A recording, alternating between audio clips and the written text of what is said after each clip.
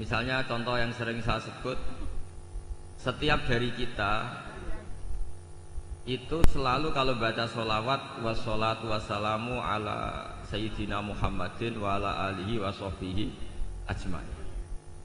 Dan untuk semua sahabat semuanya. Kata semuanya adalah kalimatun fariqah, kalimatun fasilah, atau kaulun fasil, atau kaulun faslun. Ahli sunnah itu siapa? Adalah orang yang menghormati semua apa? Sahabat. Jadi ajmain itu bukan sekedar kata rutin, tapi maklumat dari kita bahwa kita berkeyakinan bahwa semua sahabat adalah adil, semua sahabat kita hormati. Ini beda sekali dengan kelompok tertentu dalam Islam yang sangat menghormati Sayyidina Ali tapi sangat menghina Sayyidina Abu Bakar. Jika ajmain ini jangan jadi rutinitas, tapi memang benar-benar maklumat dari kita untuk orang sekeliling kita, untuk anak cucu kita, untuk semuanya, bahwa ciri khas ahli sunnah wal jamaah adalah ditandai dengan menghormati semua sahabat. Dengan tradisi pemaknaan seperti ini, maka kalimat ajmain atau kata ajmain ini keluar an ilmin wa an bayinatin, keluar dari rumus ilmu dan dari kesaksian ilmiah. Kesaksian ilmiah misalnya begini, andai kan Abu Bakar itu mal'un, orang yang kena laknat, berarti Nabi itu salah pilih teman. Andai kan Sayyidah Aisyah itu mal'unah, berarti Nabi salah pilih istri.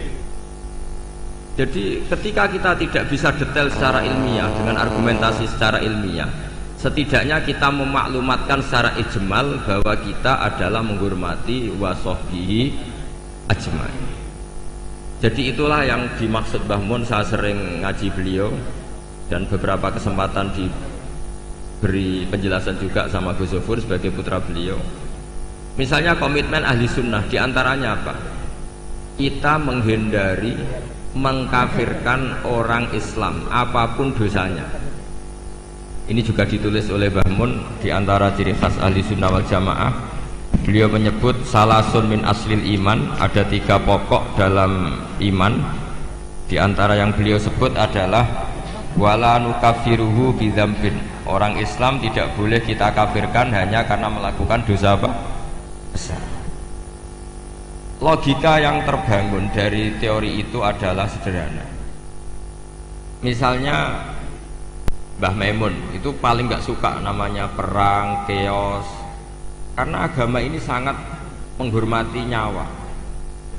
Kullu muslimin ala muslimin tu haramun damuhu wa maluhu wa irdu. Yang paling diharamkan itu adalah pertumpahan darah. Wa id akhadna mitsaqakum la tasfikuna dima'akum. Pertama ada Bani Adam, pertama ada peradaban Bani Israel, pertama ada peradaban para nabi. Itu komitmen dasarnya apa? Jangan sampai ada pertumpahan apa? Darah. Kemudian Gus Zufur pernah cerita ke kita, kenapa Said Barjanji itu menjadi mujaddid? Itu diantara alasannya itu, ketika negara-negara lain perang nyari format manhaj, ikut manhaj apa sampai perang, orang Indonesia bisa nikmati Islam lewat terbangan. Jadi yang lain perang, kita mencintai Nabi dengan asik pakai apa? Terbang. Sudah terbangan berstatus mahabbah kepada Rasulullah Shallallahu Alaihi Wasallam. Ini yang harus kita kembangkan. Sehingga saya berharap fikih pilkada, ya fikih apa? Pilkada. Yang tadi disindir katanya datang ikhlas tidak demi apa tadi? Uang itu. Saya nggak ngerti itu tadi bahasa Thailand atau mana, nggak tahu saya. Saya itu tertawa itu karena tidak paham. Kok ada bangsa Indonesia yang bahasanya gitu, jadi saya itu tertawa karena tidak paham. Tapi ngerti lah arahnya. Saya pernah mengkaji fikih pilkada sama teman-teman. Itu cara berpikir juga darul mafasid muqaddamun ala jabil masoleh. Dulu orang untuk jabat itu harus duel, harus taruh. Misalnya ada dalang ingin dapat istrinya dalang yang lain yang cantik, itu ya tarung, yang menang terus dapat. Sampai ada kerajaan Sumeneb juga gitu, ada kerajaan di mana perang terus sebagian kalah lari kemana, sebagian terusir lari kemana. Dulu itu semuanya pakai perang. Sekarang alhamdulillah perebutan kekuasaan itu lewat pilkada. Apapun di situ ada bohongnya, ada nggak bener-benernya sedikit. Tapi setidaknya itu tidak dengan aturan pertumpahan apa? Darah. Ya saya yakin sih ada salahnya ya, tidak usah diumumkan juga tahu semua. Tapi di situ ada dosa besar yang kita hindari, yaitu menghindari pertumpahan apa? Darah. Ini sudah membaik dari dulu perebutan kekuasaan lewat pertumpahan darah, sekarang lewat seni merebut hatinya masyarakat. Kalau masyarakat sukanya senyum ya dikasih senyum. Kalau sukanya uang ya tidak tahu ya. Itu mulai masalah. Mulai masalah. Karena memang yang namanya pilkada itu merebut hati pemilih. Masalahnya terus kaifiahnya itu apa? Ya tidak tahu itu, saya kan tidak calon bupati, tidak tahu. Itu lebih pinter. Ya saya akan baca peradaban yang disebut nanti biar diteruskan Gus Sofur halaman 9. Wa dhahara ba'da dzalika fil qarni tsani ba'dal alfi al imam ar-rabbani al-allamah ahadu itrati Rasulillah sallallahu alaihi wasallam asy-syekh al-imam al-murtada sahibu syarh ihya ulumuddin al-musamma bi hafiz sadatil muttaqin alladzi tamma naf'uhu fil anha wal bilad marji'u ulama ahli sunnah wal jamaah. Ini sekaligus penghormatan bagi kita. Jadi di antara mujaddid itu ada yang bernama Sayyid Murtado Az-Zabidi, yaitu Syarihul Ihya, yang ngarang kitab Ithafus Sadat Al-Muttaqin. Itu sekitar 14 jilid. Kalau yang cetakan Darul Kutub Ilmiah itu 14 apa? Jilid. Itu beliau punya santri mulazim, itu orang Indonesia. Namanya Kiai Abdul Mannan. Mbah kandungnya Kiai Mahfud Termas. Jadi Mahfud bin Abdullah bin Abdul Mannan. Kemudian Kiai Mahfud ini kita tahu punya murid namanya Kiai Fakih Mas Kumambang Gresik. Kiai Fakih punya murid Mbah Zubair punya putra sekaligus muridnya Mbah Maimun. Ya terus sampai kita, sampai Gus Yofur, sampai kita. Sehingga pikiran-pikiran besar Said Zabidi itu bisa kita tangkap. Misalnya gini, saya sering diceritani Mbah Mun tentang kitab Ithaf. Di antara padanan, maksudnya padanan itu semua ulama itu pasti punya fatwa yang nggak ada kembarannya, dan itu polanya umum, sehingga ciri khas ulama disebut mujaddid itu bisa menganalisis agama dengan cara yang menakjubkan. Kata Said Az-Zabidi begini, orang Islam ini tidak akan mengalami kekeliruan kayak yang dialami orang Nasrani, yaitu menuhankan nabinya. Tapi juga tidak akan mengalami kekeliruan kayak yang dialami orang Yahudi, yaitu menyepelekan apa? Nabinya. Orang Yahudi itu sering membunuh para nabi. Dan itu rumusnya sederhana, cukup membaca Allahumma sholli ala Sayyidina Muhammad atau Allahumma sholli ala Muhammad abdika wa rasulik. Kenapa demikian? Islam itu datang setelah orang Nasrani salah memuja Isa sehingga diposisikan sebagai apa? Tuhan. Orang Islam itu juga muja nabinya tapi pas, yaitu Allah tetap Tuhan pemberi. Allahumma sholli berarti kita minta kepada Allah, zat yang super, yang maha, dan permintaan penghormatan itu kita berikan untuk hamba terkasihnya yaitu Muhammad. Maka kata Sayyid Zabidi, wa Muhammadun wa in ala qadru yahtaju ila rahmati wa fadlihi ta'ala. Apapun kelas tingginya seorang yang bernama Muhammad, tetap butuh sama rahmat dan fadlnya Allah Subhanahu wa ta'ala. Sehingga dengan kalimat sholawat itu sudah isbatun li uluhiyatillah wa nafsyun li rububiyati Muhammad. Dengan kalimat ini orang Islam tidak akan kecelakaan menuhankan Muhammad. Karena apa? Allah pemberi, Rasulullah peneri. Tapi umat Islam akan sangat menghormati Sayyidina Rasulullah Shallallahu Alaihi Wasallam, karena semua penghormatan Allah terbaiknya, sholawatnya, tahiyatnya, semua yang terbaik bisa kasihkan kepada hamba terbaiknya yaitu Rasulullah Shallallahu Alaihi Wasallam. Maka kalimat ini ya kalimatut tauhid, ya kalimatur risalah. Karena dengan posisi lafadz sholawat seperti itu, kita tidak akan kecelakaan kayak yang dialami orang Nasrani. Karena kita tetap memposisikan Allah pemberi, Rasulullah Muhammad peneri.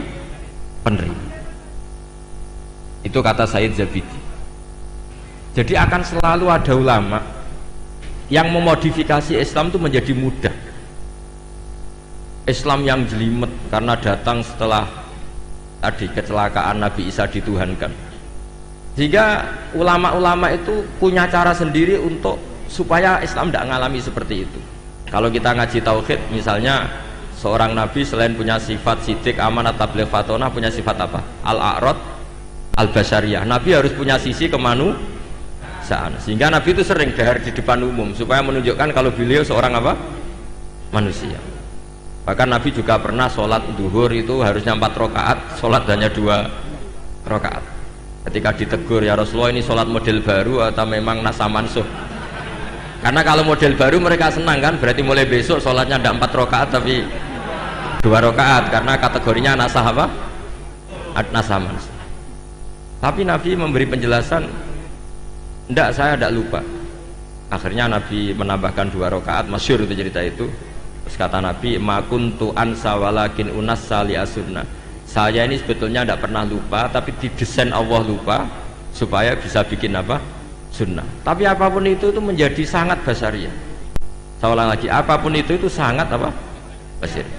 Dan basyariah Nabi ini menguntungkan Islam, yaitu ciri khas Islam adalah menuhankan Allah saja, dan selainnya apapun hebatnya, meskipun seorang Rasulullah Muhammad tetap namanya abduhu wa rasuluh.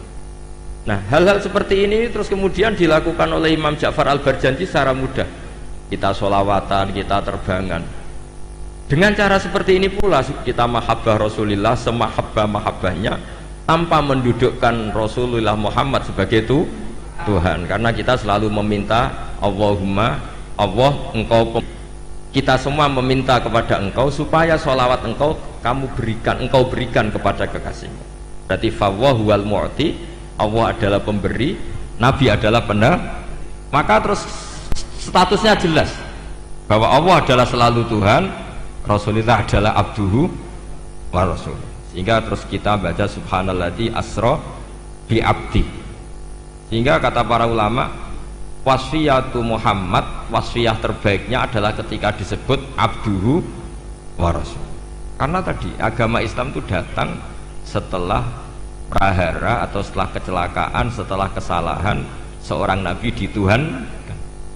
Tapi hebatnya ahli sunnah, hebatnya NU, hebatnya pesantren, menjelaskan ilmu seserius ini itu menjadi gampang. Karena ya daripada umat mikir jelimet, pokoknya kon maca apa? Sholawat, wis ra paham-paham sithik. Semua yang calon bupati maca sholawat ben jadi.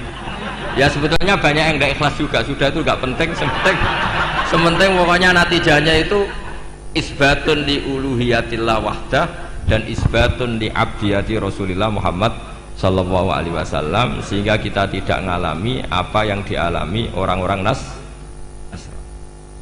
Jadi di sini Mbah Mun menyebut wa awwalu man lazamahu min ulama Jawa Ki Abdul Mannan khina muqamihi bi Makkah al-Musyarrafah. Farwa anhu dzakal kitab. Warwa anhu ay an Kiai Abdul Mannan ibnuhu Kiai Abdullah. Tumarwa anhu ibnuhu Kiai Mahfud At-Turmusi atau At-Tarmasi. Farwa anhu Kiai Faqih Al-Maskumambangi. Warwa anhu tilmidhuhu walidi Kiai Zubair Tahlan. Tumarwaituhu anhu. Jadi kita sebagai bangsa Indonesia itu sangat mulia karena Ihya setelah dikarang sekitar tahun abad 5 Hijriah. Karena Imam Ghazali lahir tahun 450, wafat 504. Itu udah ada yang bisa nyarai, nggak ada atau nggak berani karena ini terkenal wali Imam Ghazali. Baru disarai itu 600 tahun kemudian oleh seorang sadat, seorang habib alim alama namanya Sayyid Murtado Az-Zafi. Dan itu gedelalah di antara murid mulazimnya itu orang Indonesia namanya Syekh Abdul Mannan. Makanya saya masih ingat ceritanya Mbah Mun ketika Cordova guling, Andalusia guling. Saya masih ingat kalimatnya Mbah Mun, Allah gak terima nak wong sing maca tasbih iku berkurang. Itu terus digenti ning Demak Bintoro. Artinya ketika Andalusia guling di Spanyol itu berbarengan dengan berdirinya kerajaan apa? Demak. Dan sekarang polanya kelihatan sama. Dulu ulama-ulama Andalusia itu hebat-hebat, bisa ada Ibnu Malik ngarang Alfiyah, ada Imam Qurtubi ngarang tafsir Qurtubi, ada Imam Syatibi yang mengarang qiraah apa? Sab. Indonesia juga tidak kalah kerennya. Siapa yang nggak tahu Syekh Nawawi Banten? Beliau mengarang kitab yang sangat menakjubkan, yaitu tafsir apa? Munir. Siapa yang nggak kenal Syekh Mahfud At-Turmusi?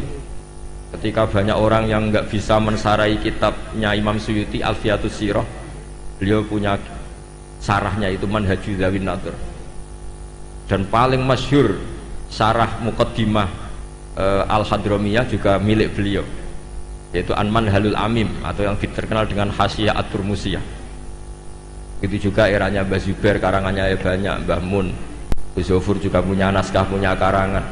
Jadi ketika Islam tidak di Mekah dan tidak berbahasa ibu bahasa Arab, ternyata melahirkan ulama-ulama top di Andalusia, yang setelah Andalusia kalah, Allah mengganti ada di Indonesia. Masih ingat saya, jadi kata Mbah Mun, di antara syarafnya kita lah, mulianya kita adalah ketika Andalusia guling itu berbarengan dengan berdirinya Masjid apa? Demak. Dan setelah saya angen-angen, pola-polanya hampir mirip, yaitu melahirkan banyak pengarang-pengarang kitab. Kita tahu Syekhona Khalil punya naskah, semua ulama top-top kita punya naskah. Nah, soal nanti naskahnya hidup apa enggak, itu kriminalnya murid-muridnya. Itu pasti. Loh, betul itu. Masyhur itu di kata Imam Syafi'i, al-Laits afqahu min Malik illa annahu daya'ahu ashabu. Imam Laits itu ulama top, sebetulnya secara fikih lebih alim ketimbang Imam Malik secara fikih, illa annahu daya'ahu ashabu, tapi murid-muridnya yang sembrono. Loh, coba misalnya mbah kamu alim ngarang kitab, putune ra alim mesti dianggap jimat, tak jamin itu.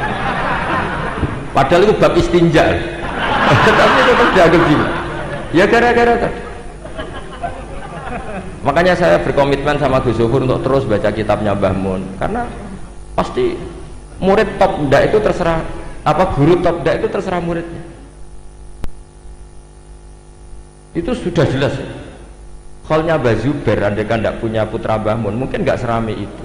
Orang ndak bahas Mbah Zubair lagi andaikan tidak ada Mbah Mun. Andai kan Mbah tidak punya murid-murid, punya utamanya putra-putranya, mungkin orang tidak bahas Mbah Mun lagi suatu saat. Makanya kata Imam Syafi'i ketika komentari Imam Laits, al-Laits afqahu min Malik illa annahu daya'ahu ashabu. Imam Laits itu lebih faqih ketimbang Imam Malik. Imam Malik nasibnya baik, beliau punya murid top namanya Imam Syafi'i. Jika kitabnya Mudawwan, Imam Syafi'i punya murid Imam Buaiti, Mudawwan, Imam Muzani. Setelah itu ada Mukhtasarul Muzani.